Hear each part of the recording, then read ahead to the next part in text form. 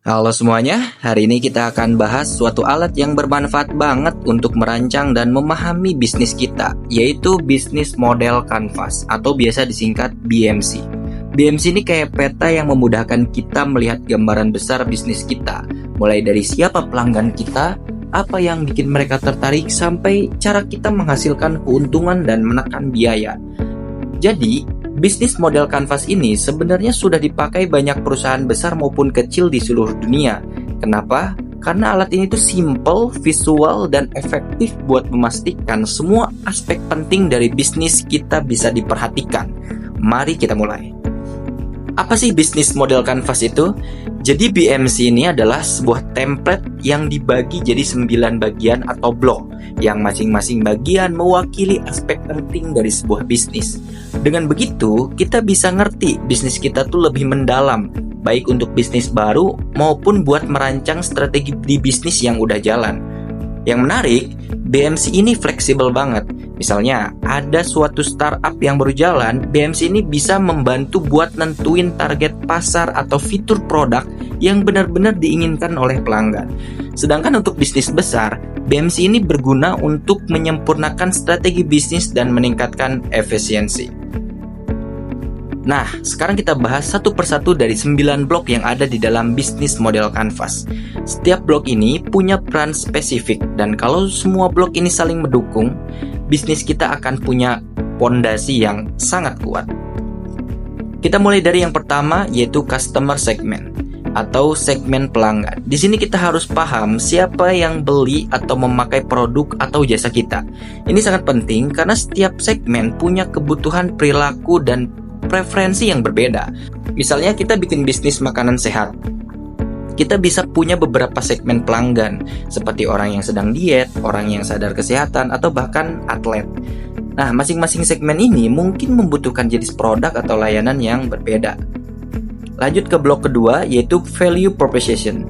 Ini adalah nilai unik atau keunggulan produk atau jasa yang kita tawarkan. Pertanyaan penting di sini adalah kenapa orang harus memilih produk kita, bukan produk kompetitor. Nah, sebagai contoh, misalnya ojek online. Nilai yang mereka tawarkan adalah kemudahan dan kecepatan dalam transportasi serta layanan pesan antar. Orang-orang memilih ojek online dibanding dengan ojek konvensional karena lebih praktis, tinggal pesan lewat aplikasi dan bisa digunakan kapan saja. Kemudian berikutnya adalah channels atau saluran. Jadi setelah kita tahu siapa pelanggan kita dan apa nilai produk kita, langkah selanjutnya adalah menentukan cara kita menjangkau mereka. Saluran ini biasanya bermacam-macam ya, tergantung jenis bisnisnya. Misalnya Tokopedia, mereka pakai saluran aplikasi dan website buat menjangkau pelanggan. Selain itu, mereka juga aktif di media sosial untuk promosi dan beriklan di platform digital buat menarik lebih banyak pengguna. Nah, setelah tahu saluran yang dipakai, kita masuk ke blok yang keempat, yaitu customer relationship. Di sini kita menentukan gimana kita membangun hubungan dengan pelanggan. Apakah hubungan itu sifatnya sangat personal seperti yang bisa dilakukan oleh jasa konsultasi, atau lebih ke arah otomisasi seperti layanan belanja online. Misalnya Starbucks punya hubungan pelanggan yang kuat lewat program loyalty seperti Starbucks Card. Pelanggan merasa dihargai dan bisa dapat keuntungan kalau jadi member, sehingga mereka cenderung lebih sering datang. Sekarang kita masuk ke salah satu bagian penting dari bisnis, yaitu adalah revenue streams atau sumber pendapatan. Ini adalah bagaimana cara kita menghasilkan uang dari bisnis kita. Bisa dari penjualan produk, langganan bulanan, biaya transaksi, atau bahkan iklan. Sebagai contoh, Netflix punya sumber pendapatan utama dari biaya langganan dengan menawarkan berbagai paket yang sesuai dengan kebutuhan pelanggan. Mereka bisa mendapatkan pendapatan yang stabil setiap bulannya dari paket itu. Selanjutnya ada blok Key Resources atau sumber daya utama. Ini adalah apa saja yang kita butuhkan agar bisnis kita bisa berjalan. Key resources ini bisa berupa karyawan, peralatan, teknologi, atau bahkan modal. Misalnya perusahaan e-commerce seperti Bukalapak membutuhkan sumber daya berupa platform yang stabil, jaringan vendor atau pemasok, dan tentu saja tim IT yang kompeten untuk mengelola website dan aplikasi mereka. Kita lanjut ke blok ketujuh, yaitu Key Activities. Ini adalah aktivitas atau kegiatan utama yang harus kita lakukan untuk memastikan bisnis kita tuh berjalan lancar dan mencapai tujuannya. Contohnya kalau kita menjalankan bisnis kopi, key activities kita bisa mencakup sourcing atau mendapatkan biji kopi terbaik, proses roasting, promosi di media sosial, hingga melayani pelanggan di toko atau lewat aplikasi. Nah, dalam menjalankan bisnis, kita seringkali nggak bisa sendirian. Disinilah peran key partnerships atau kemitraan utama. Partner ini bisa berupa pemasok, distributor, atau bahkan pihak yang membantu dalam pemasaran. Misalnya, Shopee bekerjasama dengan berbagai bank atau e-wallet untuk memberikan promo atau cashback buat pelanggan-pelanggannya. Dengan begitu, mereka bisa menarik lebih banyak orang untuk belanja di platformnya. Terakhir ada cost structure, yaitu struktur biaya. Ini adalah semua biaya yang kita butuhkan untuk menjalankan bisnis, mulai dari biaya produksi, pemasaran, gaji karyawan, hingga sewa tempat. Misalnya sebuah restoran akan punya biaya utama seperti bahan makanan, gaji karyawan, dan biaya operasional seperti listrik dan sewa tempat.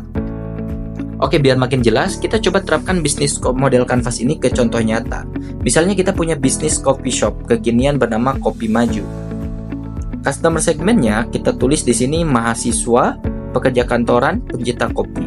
Kemudian value proposition-nya yaitu adalah kopi berkualitas dengan harga terjangkau dan suasana yang cozy. Channels-nya adalah toko fisik dan media sosial untuk promosi, kita ambil misalkan Instagram dan TikTok. Customer relationships-nya program loyalty dan event setiap bulan. Kemudian revenue streams-nya penjualan kopi, makanan ringan, dan merchandise. Key resources-nya adalah barista, mesin kopi, dan bahan kopi. Kemudian key activities-nya itu pembuatan kopi, pemasaran, dan pengelolaan toko. Key partnerships-nya pemasok kopi, partner promosi seperti e-wallet atau bank. Cost structure-nya adalah gaji pegawai, bahan baku kopi, sama sewa tempat. Nah, dengan cara seperti ini kita bisa jadi melihat gambaran besar dari bisnis Kopi Maju. Ini membuat kita memastikan setiap bagian bisnis itu terhubung dan berjalan dengan sangat baik. Jadi, dari penjelasan tadi kita bisa simpulkan kalau bisnis model Canvas ini adalah alat yang sangat membantu untuk memahami dan mengelola bisnis dengan lebih efektif. Dengan membagi bisnis menjadi 9 blok, kita bisa melihat kekuatan, kelemahan, serta peluang yang bisa kita manfaatkan. Dan yang paling penting, BMC itu nggak cuma buat bisnis besar saja.